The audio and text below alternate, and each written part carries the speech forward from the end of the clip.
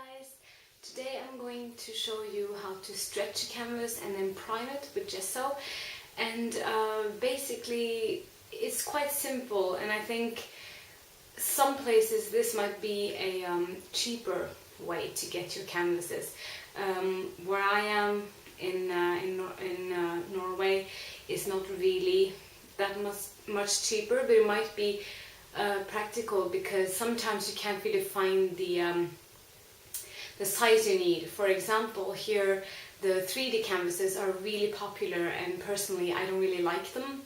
So I was looking for a 50 x 50 centimeters canvas, and I could not find it except for the 3D ones. So I was really like, I have to stretch this myself. So for that reason, usually I make my own, but you don't really need to. You can also find in your art store. So all the supplies you need, you might find in your art store. And basically you would need a hammer, scissors, of course your gesso primer. I use this one, stapler. I would get a cheap brush like this because sometimes the gesso might damage the brush, or and this is also good for varnish as well. So I use this kind of brush, and then of course you need your frame, which is this 50 centimeters, and you would need your cotton or linen or whatever you want to use. This one is, I think, cotton. I think so. I don't remember. I bought quite a bit so that I can have it for other canvases as well. And actually a handy tool to have is one of these that measures if you know, things are straight. So I just bought this one so that I could use it for this kind of stuff. So you don't really need it, but if you want to be on the safe side, it's a good thing to have. So if you want to see how it's done, just keep on watching. So what you need to do first is to make your frame. So you have here two 50 centimeters frames. You put them together like this. They have this kind of space in the corner that you put them together. Actually, this one is quite easy, but usually you can use like a hammer to kind of knock them in together. And you get your other two.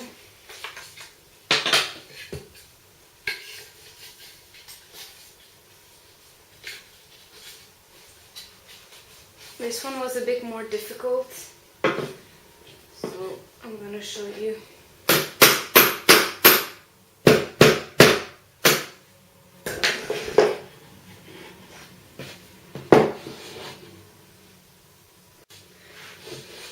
And the last one.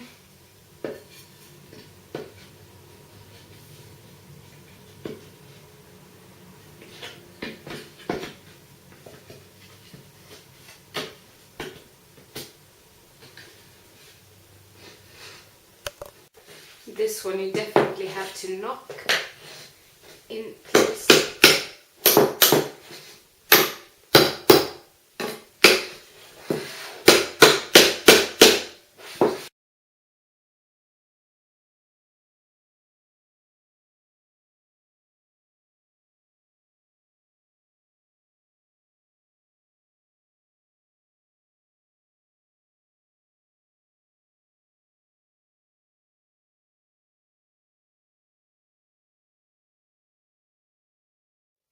Now what I usually do is that I put the fabric on the floor, and I measure it, kind of put the frame on top and kind of see. You just want a little bit of space here. And actually I should turn it around because this little edge here coming out outwards should be sort of the front, like the canvas should stretch over there.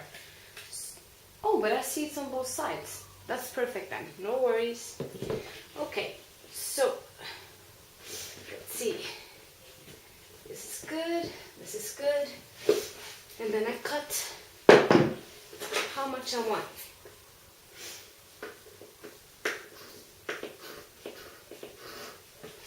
Actually, if you have a fabric scissor for this, it might be better. And I'm going to try to find one.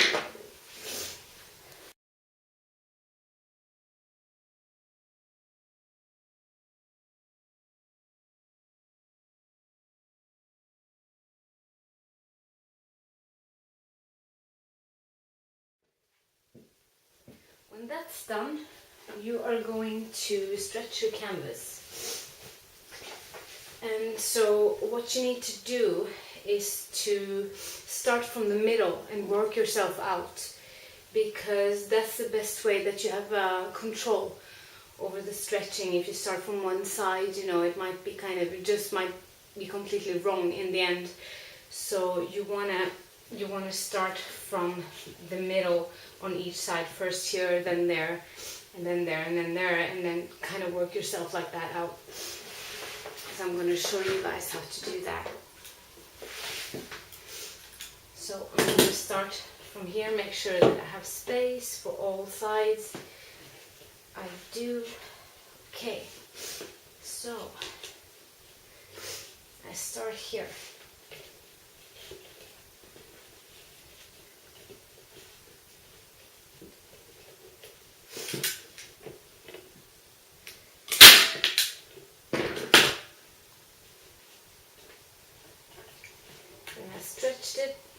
Stretch it nicely, and then the other side. Alright, then I stretch this side, make sure I stretch to both sides to be sure, and I go here, turn it, stretch this side really well.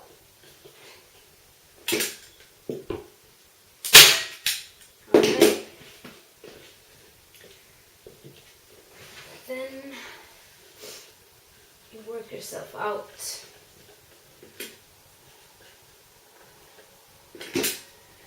Go one side and the other side.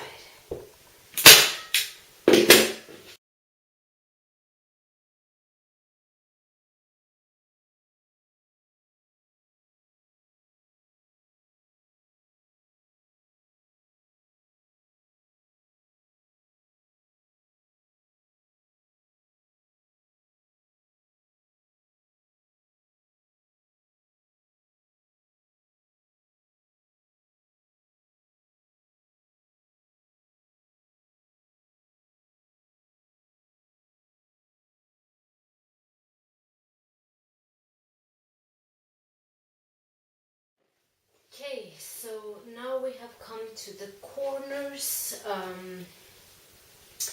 What I usually do, I'll try to move the camera here so that you can see what I do when I stable the corners. Okay, so when you come to the corners, people have different ways that they do it really, and it's really all about preference, but I tend to, the corners like this, and I like to sort of fold it like this, and kind of fold them over the edge here first, and then pull it down so that it becomes this shape. And I stable it here, and I tend to stable it here as well.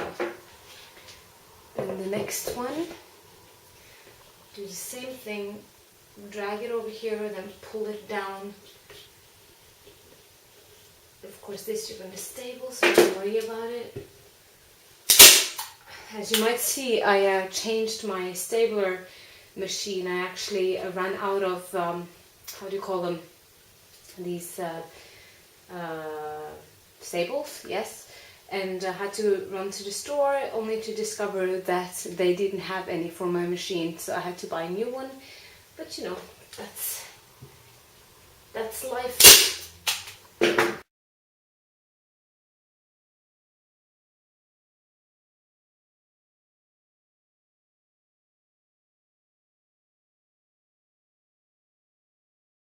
So now I'm gonna put the gesso on, and if you would like, you can mix it with a little bit of water. People usually recommend that you put the first layer without water, and that you put the second one with some water. So I'm gonna do that. I'll see. This is actually, I haven't used this in a while, so I have to see if it's still okay to use. You should put 2 layers. I have to make sure there's nothing on here.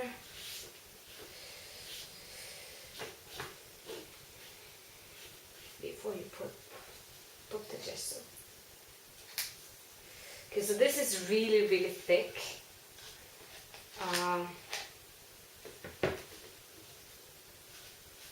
It works though.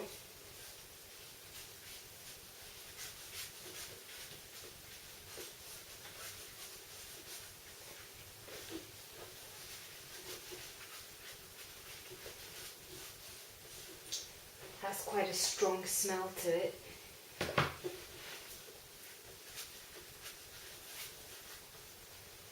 But I'm actually going to put some water on it. So I'm just going to take paper towel, put some water on there, and kind of just squeeze it over here. Let's see what that makes of all this.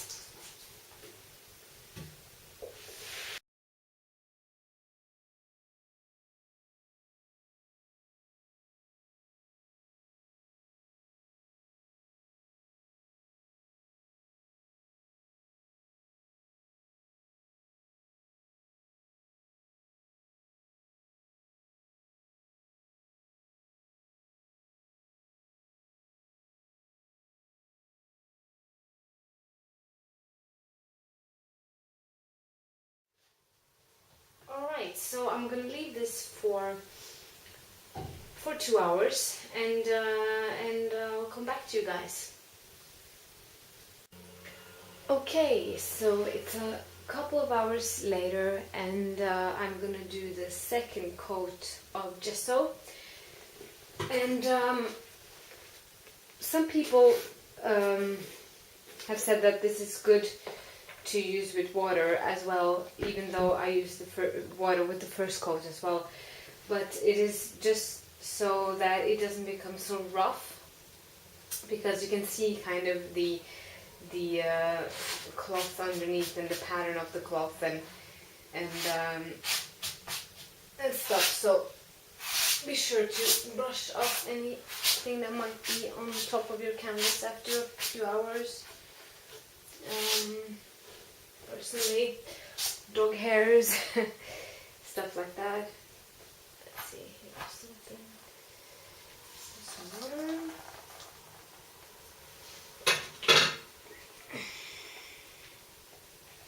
Then the gesso. Remember, in between the layers of gesso, remember to brush, to wash your brush, because this stuff can get really nasty if you let it stay and you want to use it later on. So I mean, it goes off really, really well with water and quickly, so it's no problem. But just kind of.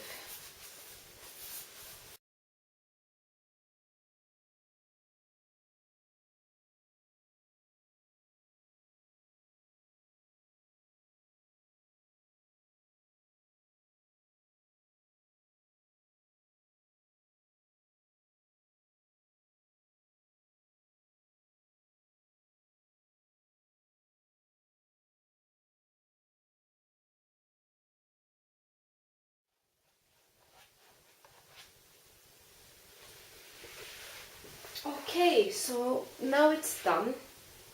And so basically, when you're done with your second coat, you need to let it dry for about 24 hours, and then you can start painting on it. So that's how easy it is, really. But you just have to try it, and you'll discover that it's really not a big deal. Yeah, so thank you for watching this video. See you next time. Bye.